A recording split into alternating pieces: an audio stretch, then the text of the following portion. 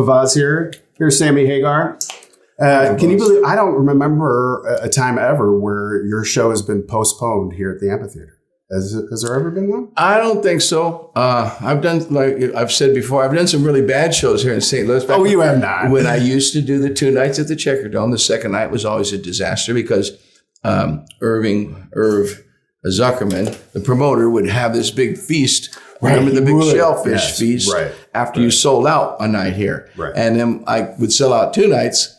And so the second night I had to eat all that shellfish. I couldn't sing the next day. I'd be at the doctor's office in St. Louis every friggin' time. But I learned better than that. So I'm okay with that now. But I played here in the thunder and lightning many times and, rain and everything. But I guess it's real dangerous. It's going to be bad tonight. Yeah. All right. So let's talk about this band. I saw you back inside. You were raving about the circle and everything. How weird is it for you to go out on tour right now and have new music to play? It must be the first time in I don't know how long. It's awesome. I mean, the reason I made a record was, number one, I was afraid to make a record with this band, saying, how are you going to put a new song between I Can't Drive 55 and Right Now, Pound Cake, and Led Zeppelin's Rock and Roll? It's right. This song will be over in a minute. Don't worry. He'll be back to a good hit. So bathroom break. Yeah. So I was nervous about that, but I really got tired of not new songs. There's something about new material that make me as a singer, as a performer, stretch. It advances me because I have to learn how to, I can perform and sing my classic songs. I know exactly what to do. I know where to breathe. I know when I can jump up in the air and when I can run across the stage and when I have to stand still and do the note. And I have it down. So you throw a new song in there and it advances you and you go, well, what am I going to do? Well, and it for me, it's a learning process and I enjoy it. Good. And I had something to say. More than anything, I had something to say lyrically. And that's why But you're the guy with the catalog so big that you could play and relearn something and have those be new songs, if you will. Especially in this town. We've talked about that before. Well, the Wobbles, we kind of bastardized a lot of the old songs. We rearranged so many. They became so different. Finish What You Started, which we still have in this set. Which is when I hear the original record now, I almost don't even recognize it. The way it's just progressed into this thing that's just such a good party tune. But Right Now, Dreams, we've made an acoustic ballad on guitar instead of a screaming. So the arrangements are different. Yeah, but some of the fans don't like that. They want to rock with Sammy. When they hear Sammy Hagar, they want to rock. I think, and I think they want to hear what they grew up on. And they want to hear you play guitar, too. Well, and I do. In this set, I'm playing more guitar than ever. Really? Oh, yeah. I smoked 3-Lock Box again, and we put that back in, and I just burn on that. Let's talk about what you did this week, the acoustic For a Cure. That was Now, there's a good example. 6th annual of taking doing old stuff or something else and reading. Tell everybody what that is. Acoustic For a Cure is it's my 6th annual. I've done it for 6 years. It's for a pediatric center at UCSF, and where children are born with brain tumors have to be either, you have to either hit them with radiation or take them out. Brain surgery on an infant, that's rough. I mean, at birth. Sure. The ones that are at birth. Any kind of surgery at birth is tough. So otherwise they die. So I do a benefit there's a lady named Jean Nakamura that has research, and she has done some, she's getting 17, 18-year-old kids out of these infants now, to where normally 2 or 3 years, they're going to die anyway. What parent would say, okay, let's not do anything. No. Right. So it's the most horrible thing you could ever imagine that would happen to you. So I'm just trying to help her. I'm not giving a big hospital. They got hundreds of millions of dollars. It's a very rich hospital, but they do great stuff. So I'm just supporting her so that she can spend more time in the laboratory. I give her 2 assistants, $50,000 each a year. Mm-hmm. She gets $100,000 a year from me. And so she can spend more time in the laboratory and doesn't have to be talking to you about your child and filling out papers. Sure. I mean, it's really that simple. That's my kind of charity. I know the money where it's going. Right. I'm controlling it, and somebody else just put it in their bank account. It could stay in my bank account as far as I'm concerned. I don't need to go in somebody else's and sit there. So anyway, so I just did my 6th annual, and it was fantastic. And that's everybody who was there. I mean, you had some heavy. Well, geez, Rick Springfield. Hold on. I saw you playing Pink Floyd with Ann Wilson on guitar. Or Nancy Wilson, on guitar. Joe Satriani, and Michael Anthony, and Jason Bono. We played Comfortably Numb, my favorite song maybe of all time. Really? Oh, wow. Certainly my favorite Pink song. Yeah, I saw her playing guitar, and it was we cool. sang it, and Joe Satriani played that amazing solo. That's one of the greatest guitar solos in the world. So that we opened the show at that, and that was a hard act to follow. But Tommy Johnson from the Doobies, and he sang his hits. Rick Springfield sang his hits, and Nancy Wilson sang her hits. Bob Weir came out, who doesn't have any hits. And Bob knows how to take hits. Exactly. Bob knows how to come out and take it down to a whisper, and there was nobody talking, and there was nobody cheering and yelling and screaming until he was done. It was awesome. You know, he did the right thing. Lucas Nelson was supposed to be in that slot, but Lucas got sick and he's on the East Coast. So, and who else did I have? I had, of course, Joe Satriani. Chad Kroger from Chad, I saw Chad, yeah. And he played his hits. So it was. He knows how to write a song. And he's a great singer. And he's a great good performer. guy. He gets up there and he tells the people, you know, hey, blah, blah, boop, boop, beep, beep, you know, and he's like, he's fun. Yep. And then we all got together at the end and did the chapter 10 of Space Between, my new album, Hey, Without Greed, where everybody in the audience, everybody went, hey, hey. And it was just such a great one. Is what was so great about this Acoustic for a Cure was that they were all hits. You know, most of the time when you have an acoustic benefit, everybody wants to come up and play a sad song, and they want to play somebody else's song. They want to play Bob Dylan's song. They want to play Chris Christopher's song. They want to play a Beatles song. You know, it's like you're going, dude, I wanted you on here for your songs. Right. And everyone did it. And so it were more hits. It was like freaking top 40 radio in the old days. That's man. great. I wish that could happen here in St. Louis. I would do it here in a second. If we find the right cause, Favazz, you just call on me. We'll do it. We'll do an event here. Right, Absolutely. All right. Let me ask you, I'm going to ask you about some songs that you wrote, because we have a podcast at KSHE. It's called the KSHE Tapes. And it's myself and a guy who's been at KSHE longer than me, John Hewlett. There's nobody been there longer. There is. There's one guy. He's lying.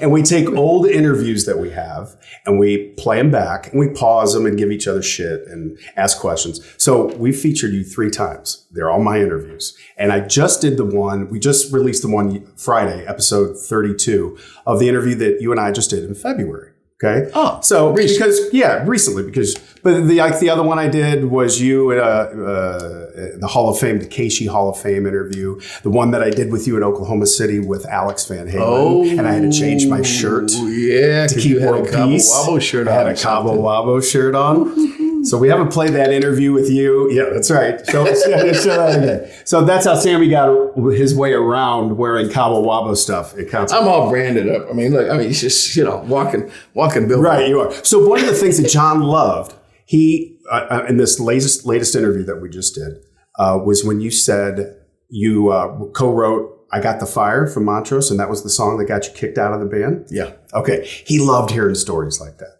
and I was like, when I see you, I want to ask you just about a handful of songs that you wrote. And if there's a story behind it, or, somebody didn't like it, or the recording of it, if there's something. All right. Hit me. Okay. Talk to me. There's only one way to rock. Well, there's a little story about that. There was a radio station in San Francisco at that time that used to call themselves the Rock of the Bay. And they wouldn't play my music. Because it was How could they call themselves that? It was too heavy, and I'm the local guy in town. So I wrote that song about them. There's only one way to rock. If you're going to call yourself the Rock of the Bay, then you need to rock. And they were playing Carpenters and that kind of stuff. It was really soft music. And it just used to piss me off because they were the biggest station in town. They were basically like the top 40. Are they still there? Yeah, but it's the Bone now. It was Camel. I think it was that. What do they play? They've been. The Bone plays class, just like you guys. Okay. They mirror KSHE. I think they listen to you guys and steal your playlists. But it's morphed into a lot of different stations. But they went out of business eventually. Not like KSHE's been here for 52 years. So that's a good story. See, all right. Let me ask about, and I think I've heard you just talk about the song, but Eagles Fly. Eagles Fly, I bought a home up in the mountains in the high desert above Palm Springs, 4,700 feet.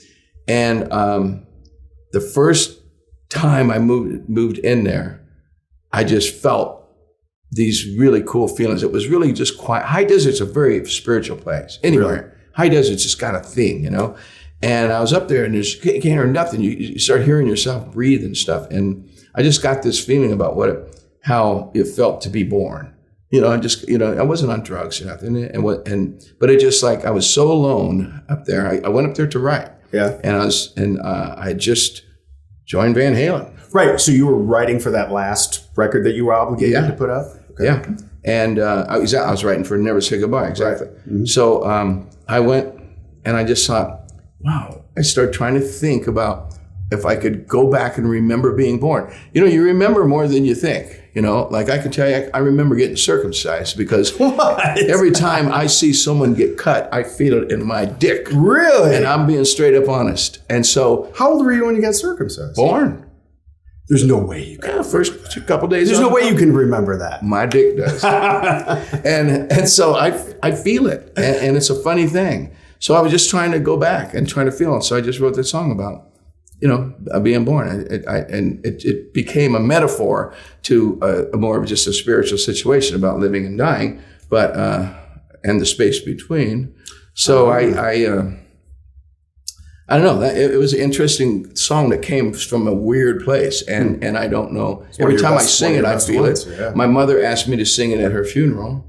You know, my friends and family members, it's their song, and people talk about it all the time on a very deep spiritual level. And so I touched it. I got in there somehow. Wow. So. You used to play that acoustically on the Van Halen shows too, didn't you? Yeah. And you know, when I played it for Alex Van Halen for OU812, I guess we were about doing the second album, or maybe it was the first, whatever. I said, Eddie played on that record, and I played it for Alex, and he's going, after the first time I played it, he goes, it sounded like John Denver. He walks out, right? From like Sunday morning, 9 a.m. I sound like John Denver. He walks out. I didn't get to first base. And Eddie's going, no, I like it. You know, and then when we made it and Alex heard it, he's like smoking a cigarette. He's going, man, why didn't you give that song to us? And I'm going, Al, I know you're not drinking it. Al got sober after that first record. And he had never heard it, I guess. That's funny. He don't remember it. Well, now you're making me think, because we're talking about dicks here. Dick in the Dirt on VOA. Where the hell did that come from? That was me being clever.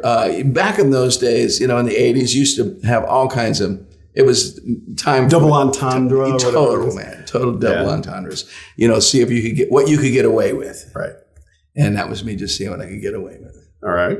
One of my favorite tunes, Can't Get Loose. Oh. Well, I was thinking about my sister. Were you? Yeah. Just, you know, she was having marriage troubles at that time, and I have two sisters, so I won't tell you which one it was. Okay. Good enough. I says, good enough. Both of them. So, yeah, one of my sisters was going through some marriage problems, and I just felt like, you know, her husband didn't understand her. Can't get loose. And she didn't understand him, and I could just see him trying to work it out because they were old-fashioned. You know, they just thought the last thing we can do is get a divorce or anything or separate. Right. And that's where it came from and where it ended up. I don't know. You know, that's the cool thing about writing songs or writing a movie or writing a book or anything.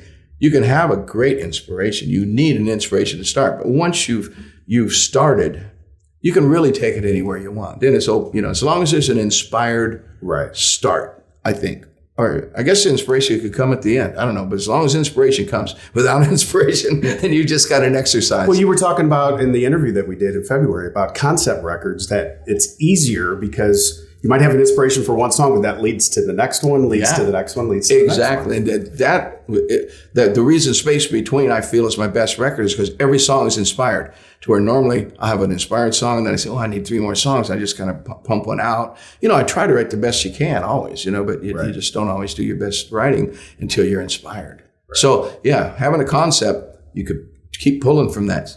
Say, now this guy, now I see, now he went to the country. Yeah, he moved out to the country, to wide open space, and turns into a free man. Gets a little edgy out there. Get off my land, boy. Something that we still play every Friday night at 6 o'clock. Happier Song, Rock and Roll Weekend. Amen. I'm going to give you 5 on that first of all. Let me just get that out of the way.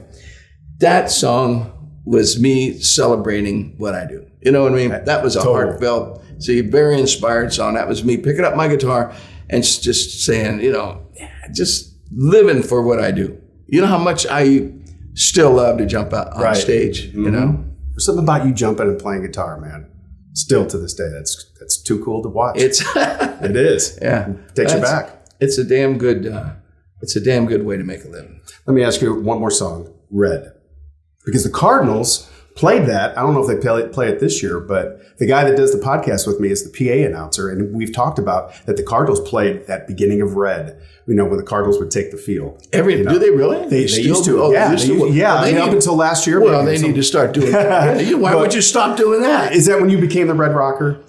Yeah. I wrote the song Red. I decided that I like red. I was into numerology. And so I did R-E-D is a 9. You know, R is, you know, I can figure it out in your head, but it's 4 and 5. It becomes a 9 numerologically, and that's my number. And red is my color. And when I figured that one out, that R-E-D is 9 in numerology, I said, well, this is it. Come on, right? I found my shit. And I wrote the song. Red's my number, you know. Red's my color. Yeah, you put that in the song. Red's a motherfucker. And it just was my way of expressing the joy of discovering that my newest thing, numerology, fit with the color. And, you know, I was really tripping on red. It really is, it's a fuzzy color. Like if you wear red on the old days in cameras, and you know, in old style, not digital, because I don't know what it does on digital. Probably does the same thing. It's fuzzy. It doesn't leave a hard line, you know? Okay. And so they'd ask you, don't wear red or don't wear white on camera, you know? And it just is a weird color. It seems so hard. It's so much fiery, but it's really soft. It is a fuzzy color. It's not a hard color at all. You know, black is like, damn. So are you fuzzy then? I'm fuzzy as hell, man. Getting fuzzier as I grow old, too. Red was a really important song in my career. But speaking of that, tonight, I had planned, we haven't played Red in this band. Circle has never played Red.